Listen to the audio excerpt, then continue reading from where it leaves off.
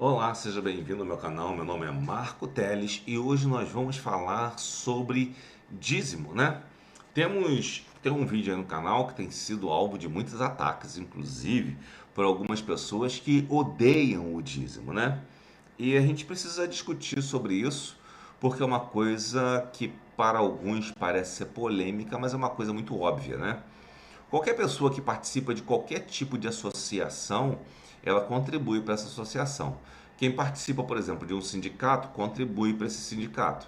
Quem participa de um partido político, contribui para o partido político. Quem participa de qualquer outro tipo de religião, contribui para essa religião. Sempre vai haver um tipo de contribuição.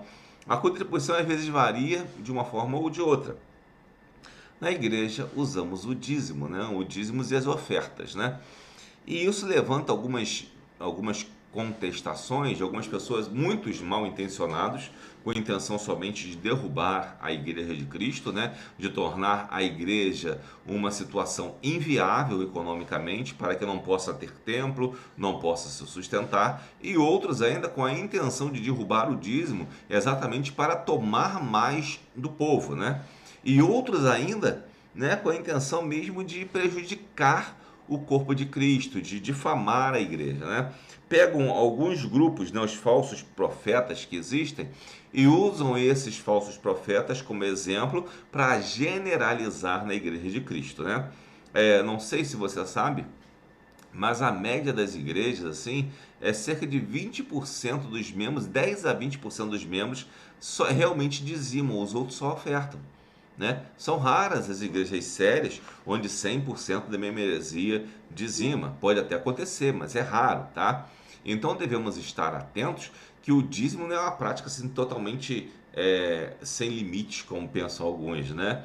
Na verdade, você vai encontrar umas igrejas aí que fazem fogueira santa e coisas do tipo. Isso não está na Bíblia. E essas igrejas não são igrejas, são falsas igrejas. São anticristos tentando envergonhar o nome de Cristo. E com essa prática deles de enriquecer roubando do povo, na verdade, o que eles querem fazer é atiçar esses sujeitos que vão contra o evangelho.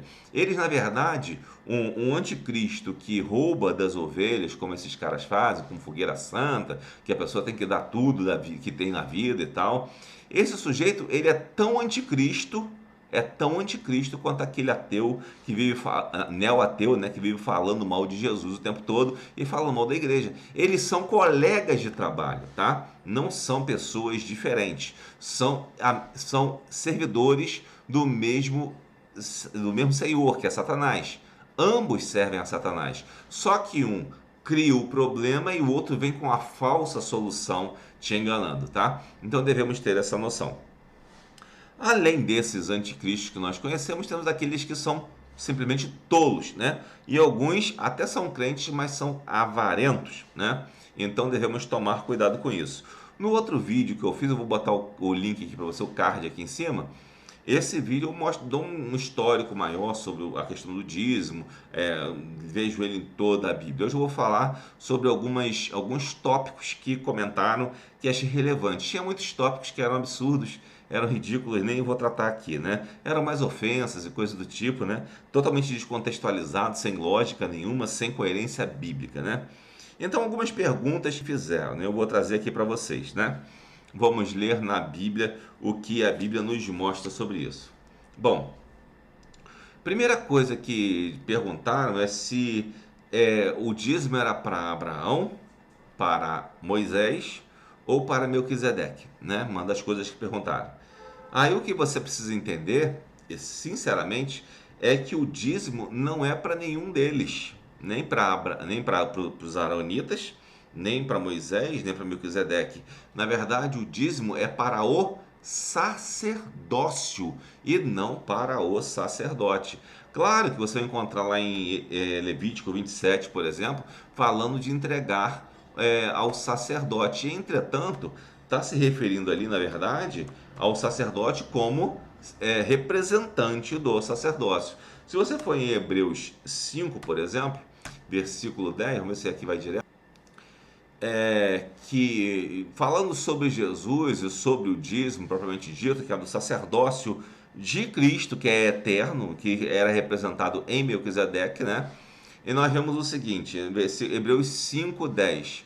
Chamado por Deus sumo sacerdote segundo a ordem de Melquisedeque, ou seja, Jesus foi chamado por Deus sacerdote segundo a ordem de Melquisedeque, ou seja, era uma ordem que não foi instituída por homem, ela existia antes. Mas é melhor que Hebreus 7:9. E aqui certamente tomam dízimo os homens que morrem, ali, porém, aquele que se testifica que vive. E para assim dizer, por meio de Abraão, até Levi, que recebe dízimos, pagou dízimos. Ou seja, ele está dizendo aqui que através de Abraão, que deu o seu dízimo a Melquisedeque, ou seja, o sacerdócio eterno em Cristo, né? Então até mesmo os levitas pagaram dízimo. Eles não são os levitas que recebiam dízimo. Quem recebia dízimo era o sacerdócio.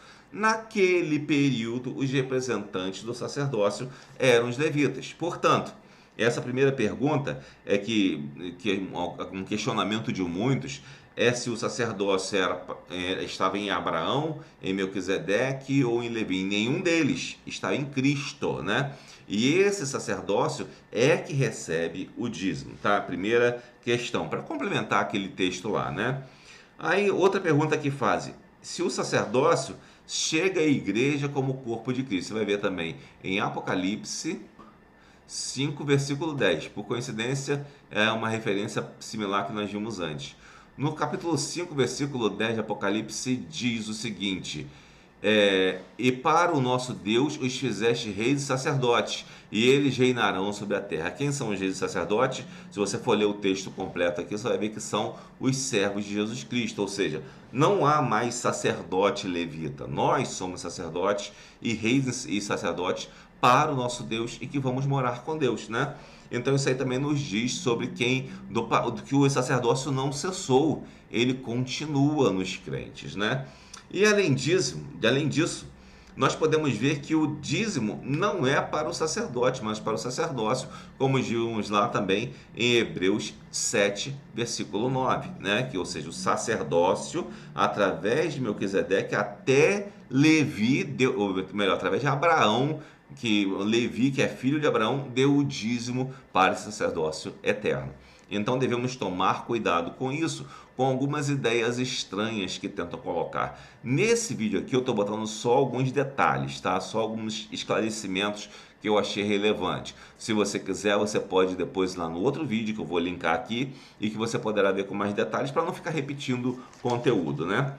Agora, um texto importante que a gente precisa ver sobre o dízimo, especialmente no Novo Testamento, muita gente diz que não tem texto sobre dízimo no Novo Testamento, né? Dizem, não existe nada que indique que você deva dar dízimo no Novo Testamento.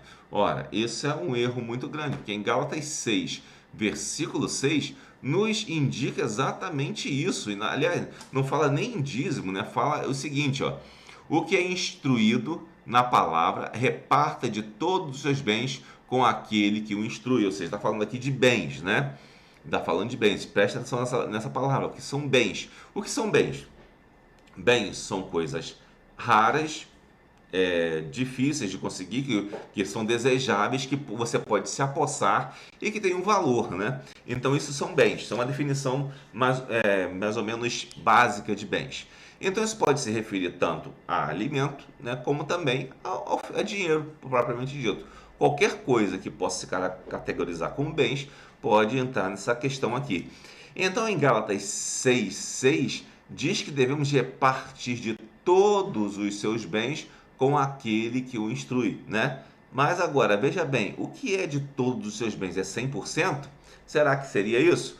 Muitos do que são contra o dízimo, na verdade, eles querem 100%. 100%, isso que eles querem. Tinha inclusive um homem que veio aqui das Filipinas e que ele pregava para as pessoas contra o dízimo. Mas lá na Filipinas eles pegavam 100% do dinheiro das pessoas. Ora, como é que uma pessoa prega contra o dízimo, que é só 10%, ou nem isso, porque a pessoa não é obrigada a dar dízimo, não é obrigatório, e ainda assim o cara reclama, e lá na terra dele ele pegava 100% das pessoas e fugiu, veio para o Brasil, fugido da Interpol ainda. Parece que agora já resolveram o problema dele lá, mas foi exatamente por essa interpretação de querer que fosse mais do que 10%, né? Quando você vê alguém falando assim contra o dízimo, na verdade não é contra que você entregue dinheiro para ele. Pelo contrário, ele é muito a favor disso. Ele só é contra que seja só 10%. Essa que é a diferença, né? Muitas vezes é isso. Como nós já vimos em Gálatas 6:6, como disse, eu estou só tirando alguns detalhes, né? Cabe ressaltar aqui, né? Para quem que é essa oferta, né? Já que somos todos sacerdotes, somos reis e sacerdotes, e que o sacerdócio é universal e eterno em Cristo, né? Não há sacerdote no mundo para sacrificar literalmente hoje, mas o sacerdócio é no céu, é em Cristo. E Cristo é o nosso sumo sacerdote. Então, a quem deveríamos entregar? Deveríamos entregar a nós mesmos ou distribuir conforme bem entendemos? Não, está dando uma orientação clara aqui em Gálatas 6:6. O que é instruído na palavra, reparta de todos os seus bens com aquele que o instrui. Por quê? Aquele que o instrui vai ser o representante desse sacerdócio daquela igreja local. Então você vai entregar para ele, repartir com ele, para que ele ajude outras pessoas e também para que se sustente também, porque digno é o obreiro do seu salário, como nos diz a palavra de Deus. Ainda podemos ver em Provérbios 3:9. Provérbios 3:9 nos diz o seguinte: honra o Senhor com a tua fazenda e com as primícias de toda a tua renda, e se encherão os teus celeiros abundantemente e transbordarão de mosto os teus lagares. Ou seja, é sábio ser doador, ser generoso e doar para a obra de Deus, melhor dizendo, né? E isso que a gente vai fazer com os nossos bens, com a nossa fazenda e com as primícias da nossa renda. Ou seja, a renda se refere àquilo que multiplicou dos seus bens. Pode, como nós vimos antes, esse bem ser tanto gêneros alimentícios, como pode ser também dinheiro. Por que era gêneros alimentícios lá em Êxodo, especialmente? Porque era uma sociedade mais de troca, inclusive, né? Era uma sociedade estritamente agropastoril. Então era muito comum que as pessoas trocassem as coisas para se sustentar e houvesse pouca circulação de dinheiro. Não é como hoje que moramos em cidade e que logo o que temos, os bens que temos, são medidos monetariamente. Percebe? Então há uma diferença. Por isso que a Bíblia saiba. Ela diz com toda a sua fazenda, com todo o seu bem, ou seja, com os seus bens, e não necessariamente com gêneros alimentícios, como querem alguns. Aliás, essa ideia de gêneros alimentícios, ela vem de fariseus que estão fazendo proselitismo entre cristãos evangélicos, e esses fariseus estão trazendo ideias contra Jesus Cristo, são judeus, tá? Trazendo ideias contra Jesus, estão pregando contra Jesus para arrebanhar vários cristãos. E uma das ideias que eles estão trazendo é esta, para destruir a igreja de Cristo.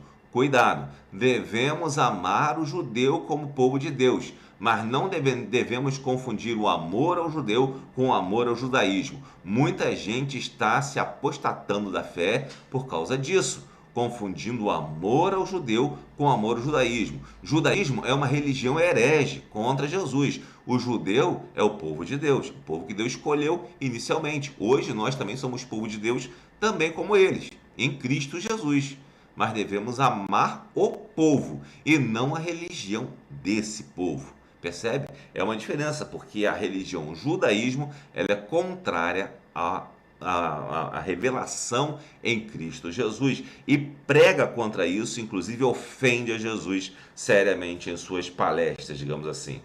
Bom, além de Provérbios 3:9, nós podemos ver Levítico 27, mais ou menos do 16 ao 25. Eu não vou ler aqui porque é um texto mais longo, mas você vai poder ver que lá em Levítico ele está falando de coisas sobre ofertas, né? Sobre dízimos especialmente. Ele fala algumas coisas sobre o ano do jubileu e tal, né? E diz, inclusive, que se uma pessoa dedicasse uma parte de seus bens, né? Ou de um terreno, ou de alguma coisa para Deus, e ele quisesse resgatar aquilo, ou seja, eu doei, mas vou precisar, então eu quero resgatar, quero cumprir minha promessa ao Senhor, né? Mas quero resgatar esse bem porque eu vou precisar para o sustento da minha família. Essa pessoa iria até o sacerdote calcularia segundo o ciclo do templo, ou seja, um tipo de moeda, né? E então ali, naquele cálculo, ele pagaria aquela oferta ao sacerdote, percebe? Então havia também, inclusive no Antigo Testamento, lá no Pentateuco, havia previsão de transformar dízimo em moeda, mesmo sendo uma sociedade eminentemente agropastoril, né? É outra coisa que eu vou lembrar aqui, deixar bem claro: dízimo não é ameaça a ninguém, dízimo é segurança para o crente. Porque o crente sabe que só pode ser pedido até aquilo ali. O que for além daquilo ali já é de natureza maligna, né? Então, por exemplo, como eu citei aquele sujeito que veio de fora e que pedia todas as fortunas das pessoas para ele, né? 100%. Essa pessoa, ela jamais teria feito isso se ela tivesse respeitado o dízimo, o valor do dízimo, certo? E o dízimo realmente ele não está no Novo Testamento, na verdade. Inclusive, quando você vê Paulo solicitando oferta para os crentes de Jerusalém, lá em Coríntios, ele pede que hajam com generosidade, né? Mas você vê que ele não é abusado, ele fala com humildade, inclusive, nessa solicitação. Então não há erro nenhum nisso. O que nós devemos entender é que o dízimo ele chega ao Novo Testamento como uma prática, inclusive judaica mesmo, entendeu? Tanto é que os fariseus davam dízimo até do que não precisava, né? Do endo e do cominho, por exemplo, como diz Jesus. Então não precisava ser tão exagerado, né? Mas a prática nunca foi condenada por Jesus e ela continua existindo e continua existindo até hoje, né? Outra coisa que a gente pode ver também é que os falsos profetas tiram o limite, né? Tiram o limite dessas coisas para facilitar a ação do demônio e do anticristo. Você vê alguns falsos profetas fingindo que expulsam demônios, né?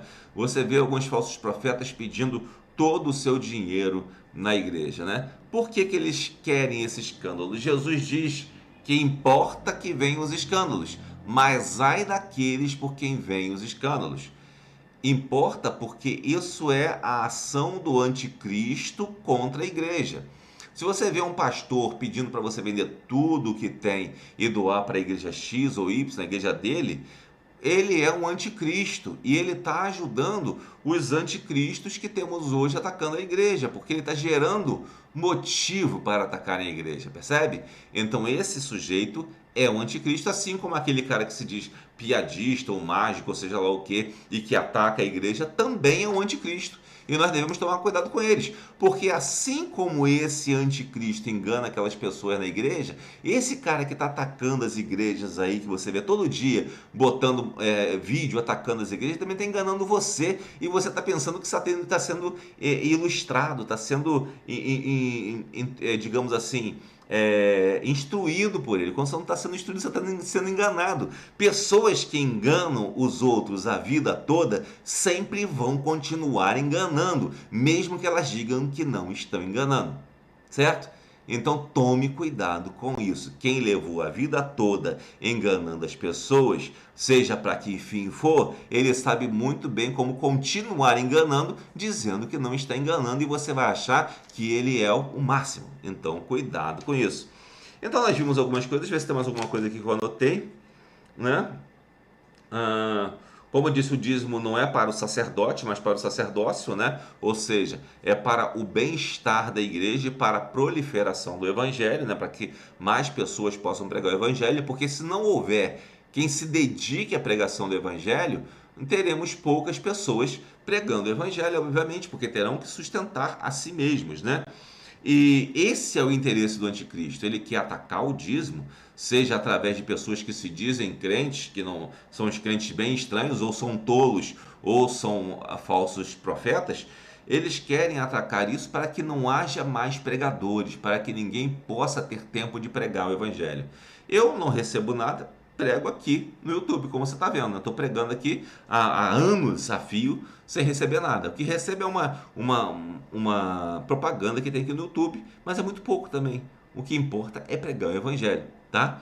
Agora, esses sujeitos que fazem esse tipo de ataque, né? Alguns se dizem até ateus, né? Aí o cara é ateu e ataca a igreja, ataca especialmente a Deus, né? Como é que ele é ateu? Ele não é ateu, ele é satanista. Porque o satanista crê em Deus e ele quer atacar a Deus. O ateu, ele não crê em Deus, então como é que ele vai atacar o que ele não crê? Ele simplesmente ignora. Se ele se diz ateu e ataca a Deus, ele é um satanista. Já há muito tempo, pastores como o pastor Nilson Amaral Fanini já alertavam que havia uma organização de satanistas, né? Uma organização que eu digo, eles se organizando, se combinando, né? Fazendo um conluio para atacar as igrejas de Cristo. Então devemos tomar muito cuidado com isso. Não se deixe enganar por pessoas que só querem o mal, que não trazem nada de bom, que estão acostumadas a enganar e vão continuar enganando, assim como esses falsos profetas. Na verdade, eles são exatamente da mesma espécie, ou como diria o outro, da mesma laia. São exatamente da mesma laia, só que um faz de um jeito, outro faz de outro, para disfarçar e parecer que estão jogando em times contrários, quando na verdade é apenas a estratégia das tesouras, como dizem alguns aí, né, de Satanás. Ele ataca daqui, ataca dali, você pensa que eles estão se debatendo, quando na verdade eles estão se ajudando para tentar destruir a pregação do evangelho no mundo e não que você não alcance a salvação, né? Bom, para terminar, vou deixar aqui uma pequena propagandazinha aqui, ó, aqui embaixo tem 2 sites, tá? Esses 2 sites são canais, né? Eu tô fazendo um canal de fantoche com minha esposa, né? E o outro canal é o Culto em Família. Nós temos o nosso culto aqui em família, né? Onde estiverem 2 ou 3 reunidos em meu nome, eu estarei, disse Jesus. Então já somos uma igreja e estamos aqui reunidos em Cristo, né? Cultuando ao Senhor. E se você não tiver nenhuma igreja para ir no domingo às 19 horas, entre aí no canal e cultue conosco. Eu botei esses endereços aí para que você digite esses endereços e já caia no canal. Os fantochesengraçados.com.br, você vai digitar, vai cair no nosso canal de fantoche. No cultoemfamilia.com.br você vai cair também no Culto em Família. Agora está sem nenhum culto lá porque a gente vai transmitir domingo, agora, amanhã. Então você pode estar mais perto da gente aí também nesse momento, tá? Em breve teremos um outro canal aí falando sobre ensino bíblico propriamente dito, porque esse canal aqui ele ficou muito mais próprio de coisas mais, digamos assim, mais avulsas, né? Então eu quero fazer uns canais mais específicos, né? Algumas coisas que eu faço voltadas especificamente para crianças ou para educação e coisas do tipo, eu vou tentar vincular em canais específicos, melhor dizendo, né? Então é isso, né? Então que Deus te abençoe e espero que isso tenha instruído você para entender que o dízimo é importante. Vou deixar aqui o link do vídeo, tá? Do outro vídeo para você ver o que foi falado, para não ter que repetir, né? E você ver se você conhece alguma coisa, se você compreende melhor, se você entende o que significa isso, e não fique repetindo aqueles que se parecem doutores em grego, em hebraico, em aramaico, em não sei o que, como se soubessem muita coisa e não sabem absolutamente nada. Que Deus abençoe.